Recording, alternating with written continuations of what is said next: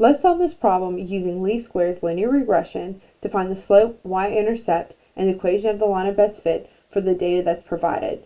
This problem presents a walk-in medical clinic that wants to use their history of walk-in patients to predict the number of patients they expect to see in a few weeks. In order to do that, they need to find a mathematical model that represents this data. So we have 3 data points, week 2, week 5, and week 7, and the different patients that come during those weeks.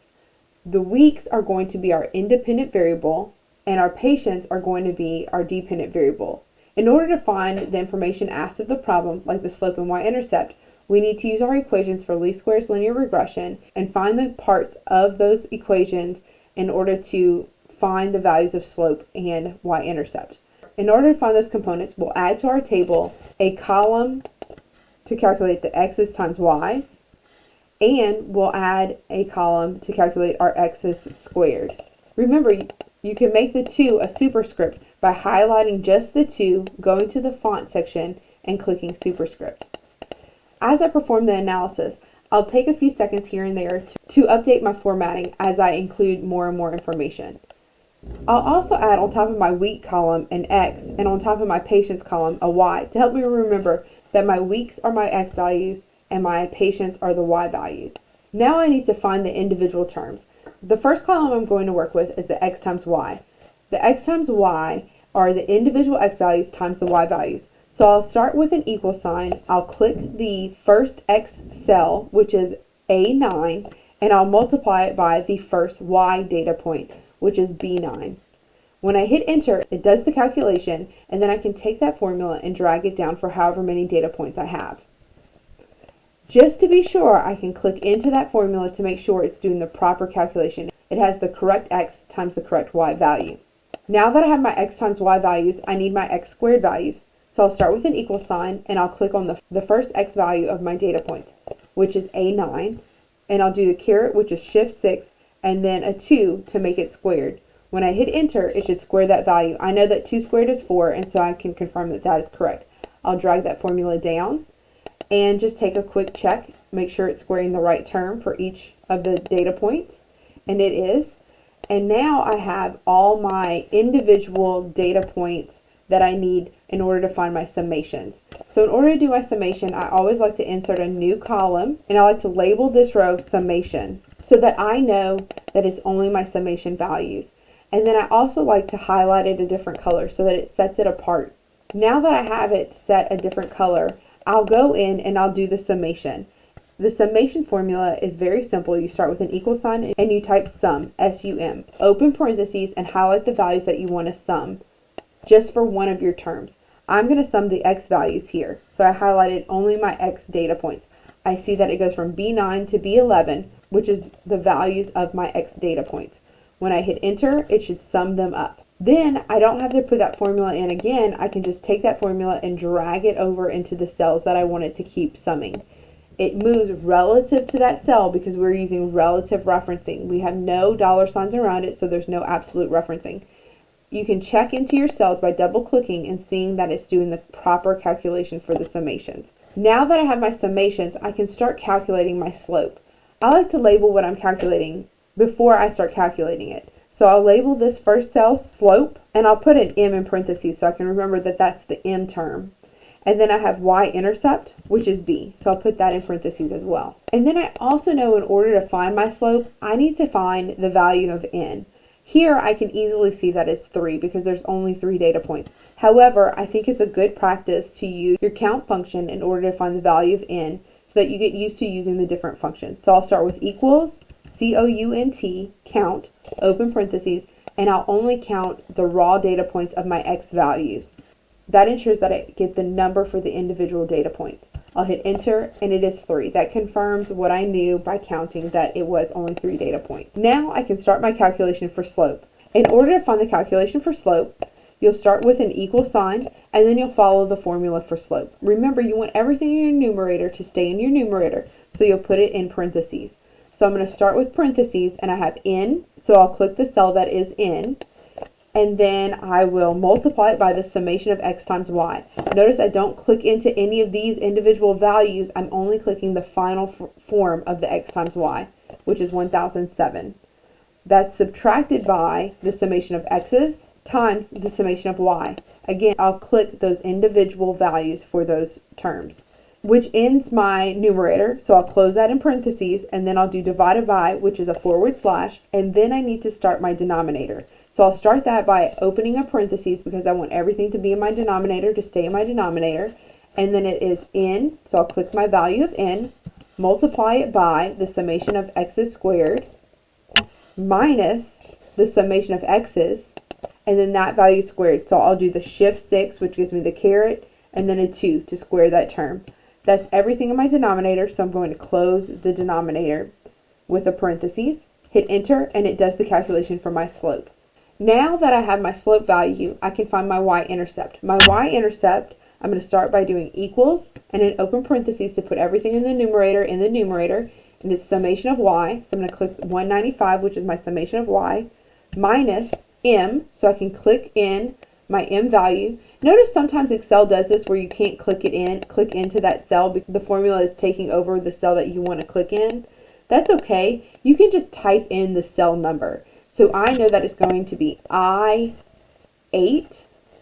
So I can type I8. Notice once I type it in, it shows what's highlighted and it tells me that that's the cell that I'm doing. If you can't see what the name of the cell is that you want to use, you can click on a cell next to it and then just move your arrow button over to be in the cell that you want it to be in.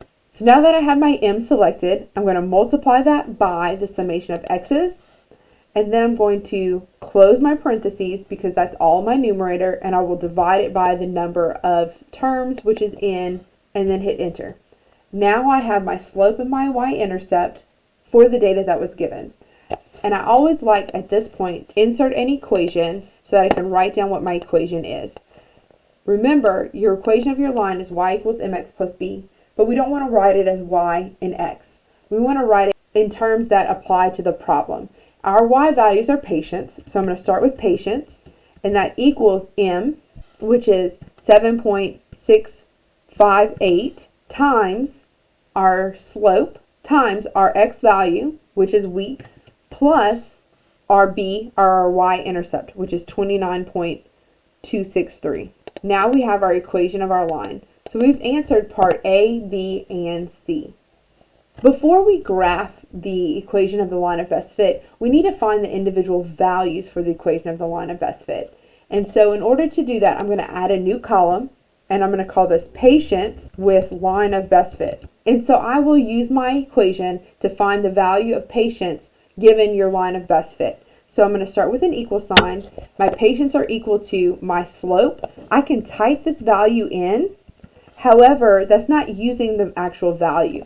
It's better to select the cell that you have calculating your slope, and you're going to multiply that by your week, which is going to be the same as your raw data point, the week that you had in your raw data, your x values, plus your y-intercept. And so you're going to select the cell that calculates your y-intercept.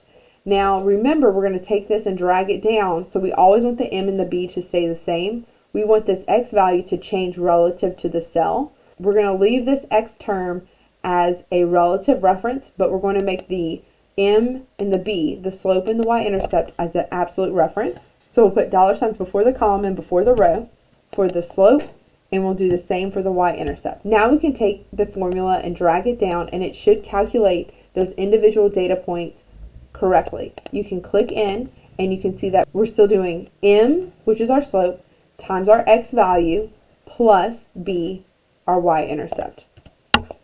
Now we have the information in order to graph it. Before we just graph the equation of the line of best fit, we should also graph the raw data points. So I'm going to go to Insert, Scatter Plot, and choose a scatter plot. And I'm going to select my data, and I'm going to add my data. The first data that I'm going to put in on my chart is the raw data, and so I'll name it as such. Then I'll select my x values. Remember, my x values are the weeks, and so I'll select those individual x values, being cautious to not select the summation term. And then I'll also select my y values. Again, this is for my raw data points. I'll select the number of patients that were given from my raw data. Remember, don't select the summation value. I'll hit OK, and now I see my raw data has been graphed on my chart. Now I need to add one additional series because I want to also add the line of best fit. And so I'll select my X values, which are the same values that I selected on my previous data. Then I will select the Y values, which are the values that I calculated using my equation of my line. Notice those values are added to the chart with the orange dots. I'll hit OK. And that's all the series that I want to have on my graph. So I'll hit OK again, and now I have my graph. You should start seeing red flags here because although the data points are graphed, they're not in the form that we want it to be. Neither is the chart formatted in the way we would like. So we're going to click this plus sign to have our chart elements.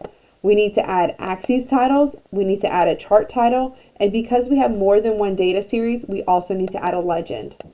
Now you can label the information properly. We have our x-axis. Our x-axis is our weeks. Our y-axis is our patients. And our chart title should be Y versus X, or dependent versus independent variable. Our dependent variable is our patients, and our independent variable is our week.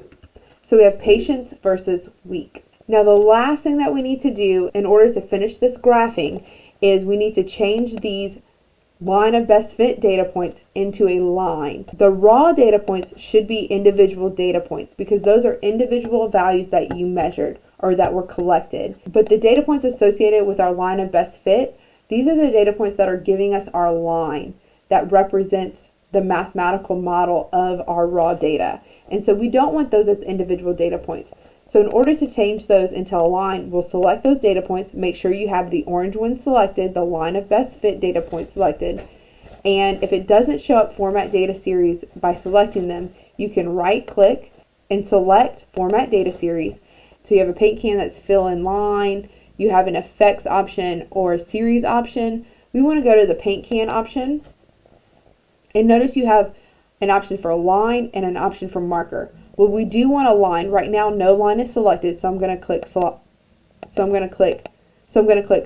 line, and then you can play around with the color. I'm going to leave it red like it is on here, and you can play around with the thickness and the width. So be sure to play around with that, figure out what looks best and what you like for your own preferences. Just make sure it's readable. And then I'm also going to go in and make these orange circles go away because I just want the line represented there. So in order to make the orange circles go away, those individual dots are called markers. So I'm going to select the marker option, and then I have this marker options, fill and border. I'm going to go down to marker options, and then I'll select none. That will remove them from my graph. If I did want them on there and I wanted to change their type, you can change the different style and the type. You can change their color, their fill, but we don't want any on there, so I'm going to click none. When I select out of it, I can see I have my raw data points on my graph, and then I have my line of best fit also identified on my graph as a line. And then the final question that was asked is the number of patients at week 10. So I'm going to label that number of patients at week 10. And then I'm going to click into this cell. And in order to find the number of patients at week 10, we can use this formula that we just calculated. We can say equals our slope, you can select the slope, times 10, which is the week that we're interested in, plus our y-intercept. And so using this trend of patients versus week that was collected and analyzed, we can predict that the number of patients at week 10 will be 105.8. You can't have a partial person, so we would say the number of patients at week 10 would be 106.